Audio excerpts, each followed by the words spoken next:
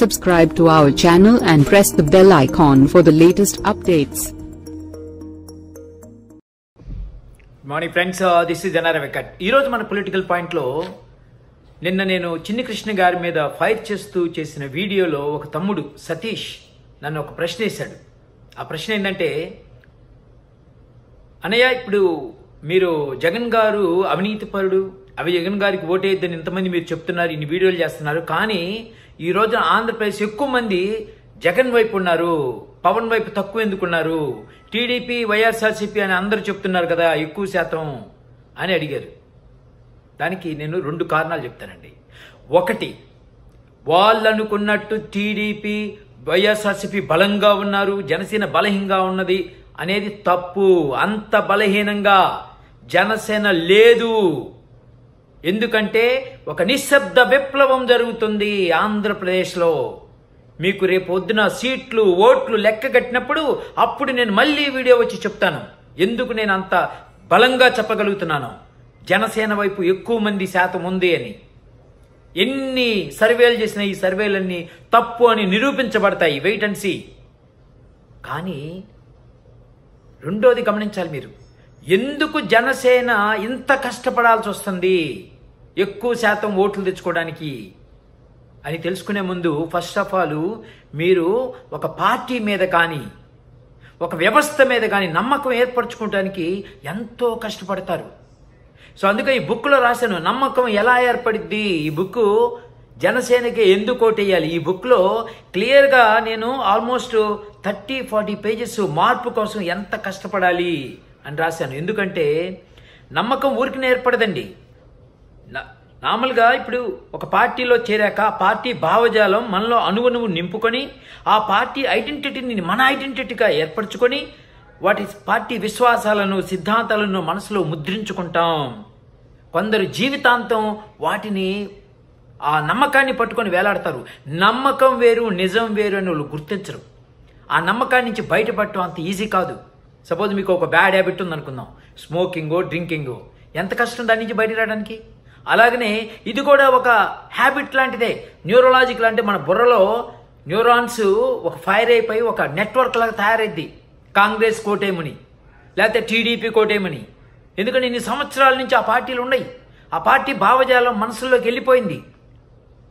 అంత తేలిగ్గా అది మారదు. కానీ వైఎస్ఆర్సీపీ కొత్త పార్టీయే కదా అని మీరు అడగొచ్చు. కానీ అది కొత్త పార్టీ పేరుకు మాత్రమే. దాంట్లో ఉన్న నాయకత్వం కానీ దాంట్లో ఉన్న ఈ గ్రౌండ్ లెవెల్ కార్యకర్తలు కానీ వీళ్ళందరూ కూడా కాంగ్రెస్ నుంచి వైఎస్ఆర్సీపీకి మూవ్ అయిన వాళ్లే. ఈ విధంగా రెండు పార్టీలు మనసుల్లో కానీ లేకపోతే సమాజంలో కానీ బలంగా పాతుకుపోయాయి. వాటిని బయటకు తీసుకురావటం అనేది అంత ఈజీ కాదు. నేను ఎప్పుడు చెప్పలేదు ఈజీగా పవన్ కళ్యాణ్ గారు సీఎం అవుతారని చెప్పలా. మనం రాత్రింబగళ్ళు కష్టపడాలి. ప్రజల మనసుల్లో మనం బలంగా చెప్పగలగాలి. నేను కూడా ఇప్పుడు బలమైన పార్టీలకి ఎంతోమంది ఈజీగా సపోర్ట్ చేస్తారు. ఎందుకంటే వాళ్ళకి ఈజీ, గెలవటం ఈజీ, చెప్పుకోవడం రేపు పొద్దున గెలిచినప్పుడు మేము సాధించామని చెప్పుకోవడం ఈజీ. బలహీనమైన పార్టీ కొత్త పార్టీకి సపోర్ట్ చేయాలంటే గుండె ధైర్యం కావాలి. అది నాకుంది. ఆ గుండె ధైర్యం నీకుందా? రాత్రింబగళ్ళు ఒక కొత్త పార్టీని బ్రతికించే గుండె ధైర్యం కావాలి. ఆ కొత్త పార్టీ విజయానికి కృషి చేయాలన్నా, ఆ కొత్త పార్టీని పీఠం మీద కూర్చోబెట్టాలన్నా ఎంతో కృషి కావాలి. నీతి నిబద్ధత కమిట్మెంట్ కావాలి. ఆ కమిట్మెంట్ కానీ ఆ నీతి నిజాయితీ నిబద్ధత నాకుంది. అందుకే రాత్రింబగళ్ళు పార్టీ కోసం ఏ విధంగా సహాయం చేయాలో ఆ విధంగా నేను సహాయం చేస్తున్నా. వేల మంది నాకు తెలిసిన జన సైనికులు అలానే చేస్తున్నారు. నేను అమెరికాలో చూశాను, కాలిఫోర్నియాలో చూశాను, లేకపోతే మన ఆస్ట్రేలియాలో చూశాను, జర్మనీలో చూశాను. అసలు ఎన్ని దేశాలు, అన్ని ప్రపంచంలో నలుమూలల నుంచి కూడా జన సైనికులు కృషి చేస్తున్నారు. గ్రౌండ్ వర్క్లో వేల మంది ఫ్యామిలీస్ కష్టపడుతున్నారు. ఎందుకు? మార్పు కోసం. సో మీరు అడగొచ్చు, మార్పు ఎందుకు సార్, బాగానే ఉన్నాం కదా. బాగానే ఉన్నామని మీరు అనుకుంటున్నారు.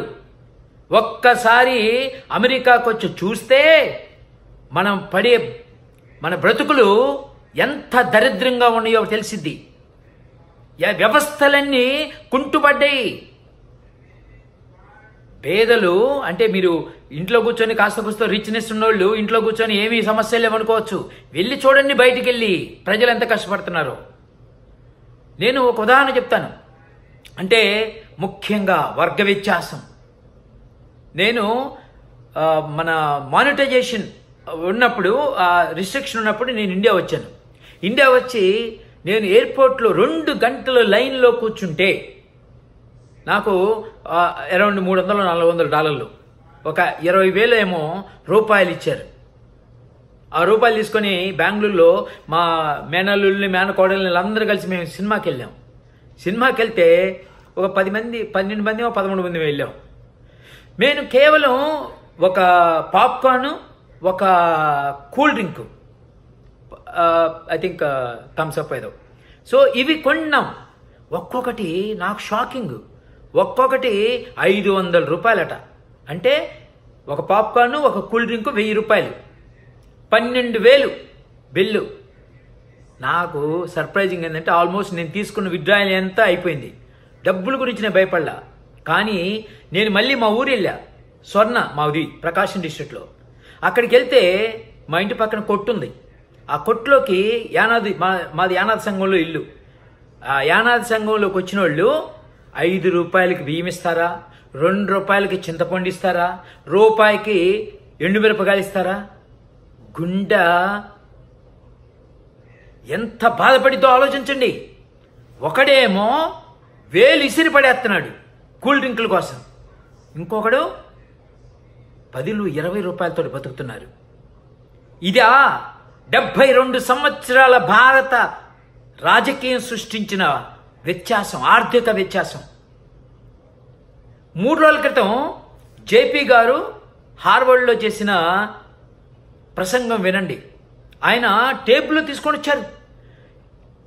ప్రపంచంలోనే అంటే హైయెస్ట్లో ఉన్న 50 దేశాల యొక్క అన్ని పారామీటర్స్, అంటే మనిషి యొక్క నాణ్యత, జీవన నాణ్యత గురించి అన్ని పారామీటర్స్ తీసుకుంటే భారతదేశం యొక్క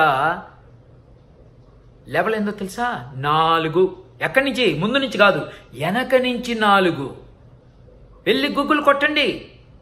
జేపీ గారు స్పీచ్ వినండి. ఇంగ్లీష్లో చేశారు ఆయన స్పీచ్. Excellent speech. అంటే మనకంటే కింద ఎవరున్నారు? పాకిస్తాను, బంగ్లాదేశ్, నైజీరియా, ఈవెన్ శ్రీలంక కూడా మనకంటే ముందుంది. చైనా మనకంటే అందనంత దూరంలోకి వెళ్ళింది. నేను పుట్టినప్పుడు 64లో చైనా కంటే మంది ఇంకా అధికంగా ఉంది ఆర్థిక వ్యవస్థ. ఈ రోజున చైనా నంబర్ 1 స్థాయికి వెళ్ళింది. ఎవరిది పాపం? అంటే నాకు చైనీస్ ఫ్రెండ్స్ ఉన్నారు ఇక్కడ నేను భారతీయులు చైనీస్ తోటి ఎప్పుడు వర్క్ చేస్తుంటా. భారతీయులు అన్న కమిట్మెంట్ కానీ హార్డ్ వర్కింగ్లో చైనీస్ మనకంటే కొద్దిగా ఎక్కువ హార్డ్ వర్కింగ్ ఉంటారు. కానీ ఇంటెలిజెన్స్లో కానీ కమ్యూనికేషన్ స్కిల్స్లో కానీ భారతీయులు చాలా టాప్ ఎడ్జ్గా ఉంటారు. ఏంటి ఎక్కడ లోపం? మరి యువత ఎక్కువగా భారతదేశంలో ఉందంటున్నారు. ఇంత యువత ఉండి, ఇంత విజ్ఞత ఉండి, ఇంత కమ్యూనికేషన్ స్కిల్స్ ఉండి, అన్నీ ఉండి అల్లుడు నోట్లో శని ఉన్నట్టుగా ఈ భారత రాజకీయ నాయకత్వం సరిగ్గా లేదు.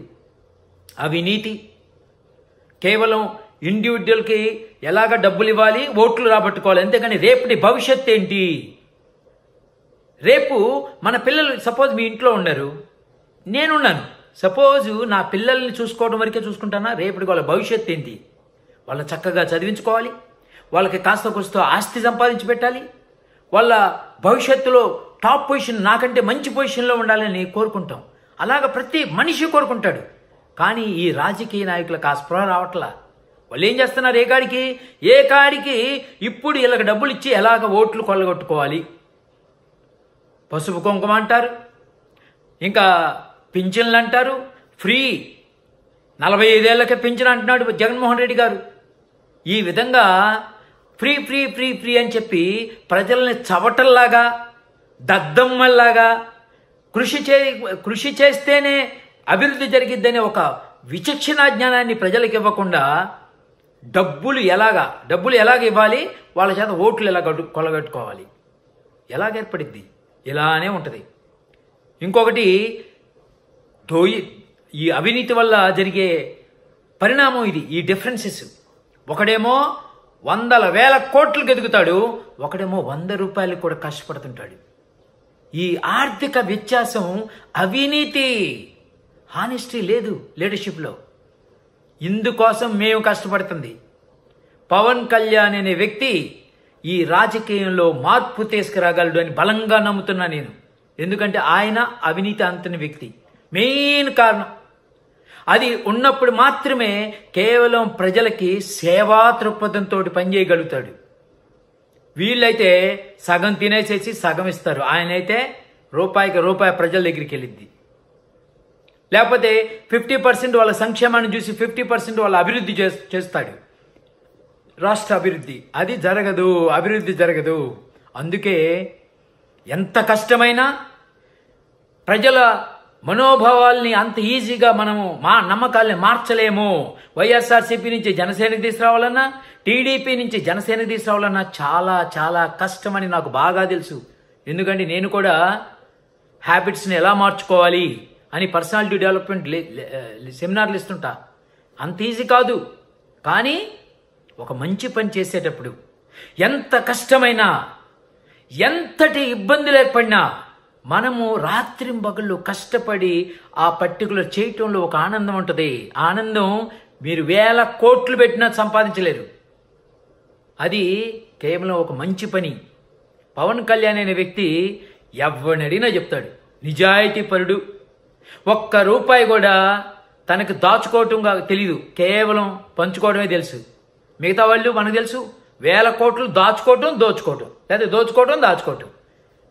ఈ దాచుకునే సంస్కృతికి చరమగీతం పాడి ప్రజాసేవ, పంచుకోవటం, ఇచ్చుకోవటం, దాని మీద ఫోకస్ చేసే కొత్త రాజకీయం తీసుకొస్తానంటున్నాడు పవన్ కళ్యాణ్ గారు. అందుకే రాత్రింబగళ్ళు ఆయన కోసం, ఆయన సపోర్ట్ చేయడం కోసం, జనసేనని బ్రతికించడం కోసం. సరే ఇది కూడా వద్దండి మాకు, మేము హ్యాపీగా ఉన్నాం అనుకుంటారా? ఈవెన్ ఈ దుర్మార్గపు 2 పార్టీలని లూటింగ్ చేయకుండా, అంటే ప్రభుత్వ భూముల్ని కానీ, వనరుల్ని కానీ, డబ్బుని కానీ మెక్కకుండా చేయాలంటే 3వ పార్టీ చెక్ అండ్ బ్యాలెన్స్ కోసమైన అవసరం. అందుకే నేను కమిట్ అయిపోయా. ఎంత కష్టమైనా, ఎన్ని సంవత్సరాలు పట్టినా జనసేనని నిలబెడదాం, పవన్ కళ్యాణ్ని ముఖ్యమంత్రి చేద్దాం. నేను ముందుగానే చెప్తున్నా, పవన్ కళ్యాణ్ అనే వ్యక్తిని ఈ ప్రపంచంలో ఏ శక్తి కూడా, ఆయన్ని పుట్టించిన భగవంతుడు కూడా నేను ఛాలెంజ్ విసురుతున్నా, ఎవ్వరూ ఆపలేరు ఆయన ముఖ్యమంత్రి కాకుండా. నేను టైం ఇవ్వలేను, బట్ ఆయన ముఖ్యమంత్రి మెటీరియల్ ఎవ్వడు కాదనలేని మెటీరియల్. అటువంటి మెటీరియల్ జమ్ము రాజకీయ చరిత్రలో నేను చూడలా. ఎప్పుడో రేరు ఓల్డ్ టైంలో ఉండేవాళ్ళు. ఇప్పుడు వచ్చాడు అటువంటి వాడు. మళ్ళీ పుట్టడం అనేది మన అదృష్టం. అది ఆంధ్రప్రదేశ్లో పుట్టడం నేను గర్వంగా ఫీల్ అవుతున్నా. ఆయన్ని ముఖ్యమంత్రి చేయటం మనందరి బాధ్యత. అందుకే నేను ఎంత కష్టమైనా చేస్తున్నాను, మీరందరూ కూడా కృషి చేస్తున్నారు. మన కృషి వృధాగా పోదు. ఆయన ముఖ్యమంత్రి అవుతారు, చూడండి. Friend Satish, hope you understood what I'm saying, right? Take care.